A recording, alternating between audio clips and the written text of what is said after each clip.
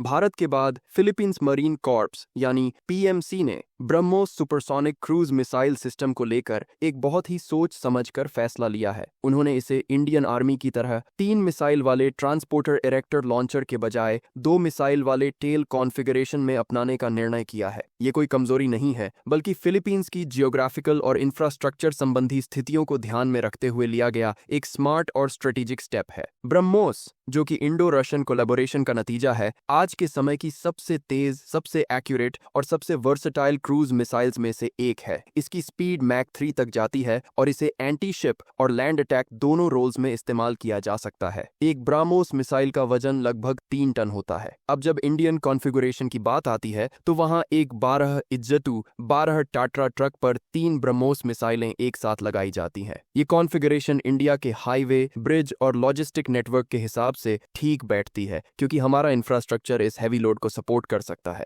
लेकिन फिलीपींस की स्थिति थोड़ी अलग है। एक आर्किपेलेजिक कंट्री होने के नाते वहां का ज्यादातर इलाका आइलैंड्स में बंटा हुआ है। बहुत सारे रिमोट एरियाज में रोड्स और ब्रिजेस इतने मजबूत नहीं हैं कि वो 3 मिसाइलों से लदे एक भारी टेल को झेल सकें। इसी प्रैक्टिकल लिमिटेशन को समझते हुए पीएमसी ने 2 मिसाइल कॉन्फ़िगरेशन को अपनाया है, ताकि मोबिलिटी बनी रहे और ब्रह्मोस सिस्टम को कहीं भी डिप्लॉय करना आसान हो सके, खासकर उन इलाकों में जहां रोड कंडीशंस फ्रेजाइल हैं या जहां पर ब्रिजेस ओवरलोडेड व्हीकल्स के लिए अनसेफ माने जाते हैं। इस कॉन्फ़िगरेशन से वेट कम हो जाता है और मिसाइल सिस्टम की मोबिलिटी काफी हद तक बढ़ जाती है। पीएमसी की ये कोशिश है कि ये सिस्टम्स आर्किपेलेगो के हर कोने तक एफिशिएंटली डिप्लॉय किए जा सकें, चाहे वो नैरो आइलैंड रोड्स हों या स्टीप टेरेन्स। अब एक सवाल ये उठता है कि जब एक टेल में केवल 2 ही मिसाइल होंगी तो फायर पावर कम नहीं हो जाएगी? इसका जवाब है नहीं। पीएमसी इसके लिए पैरेलल में रिप्लेनिशमेंट सिस्टम्स भी खरीद रहा है। इन सिस्टम्स की मदद से जरूरत पड़ने पर जल्दी से जल्दी मिसाइलों की सप्लाई की जा सकेगी और पूरे ब्रह्मोस बैटरी की ऑपरेशनल कैपेबिलिटी को मेंटेन रखा जाएगा। इसका मतलब है कि भले ही एक टेल में 2 मिसाइल हों,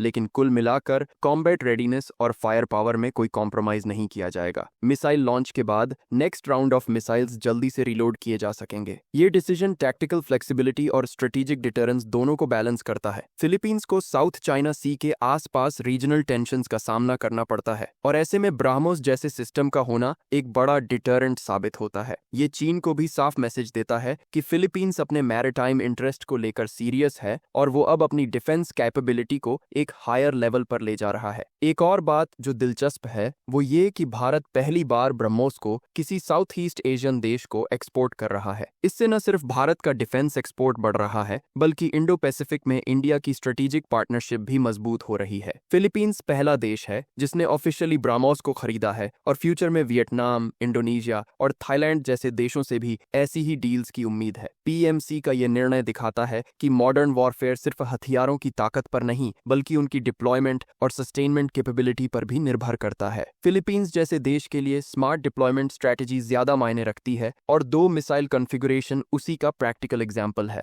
भारत के लिए भी ये एक लर्निंग अपॉर्चुनिटी है। जब ब्रह्मोस को अलग अलग टेरेन और इंफ्रास्ट्रक्चर वाले देशों में डिप्लॉय किया जाएगा तो भारतीय डिफेंस साइंटिस्ट्स और इंजीनियर्स को सिस्टम की अडेप्टेबिलिटी बढ़ाने के नए इंसाइट्स मिलेंगे। इससे फ्यूचर वर्जन्स और भी एडवांस्ड और मॉड्यूलर बन सकते हैं। इस पूरे डिसीजन को देखें तो ये साफ है कि पीएमसी ने एक इंटेलिजेंट और फ्यूचर रेडी कदम उठाया है, जो दिखाता है कि कैसे एक पावरफुल वेपन सिस्टम को एक नेशन की स्पेसिफिक जरूरतों के मुताबिक कस्टमाइज किया जा सकता है। ब्रह्मोस अब सिर्फ एक मिसाइल नहीं है, ये इंडो पैसिफिक रीजन में स्ट्रेटेजिक अलाइनमेंट का सिंबल बन चुका है।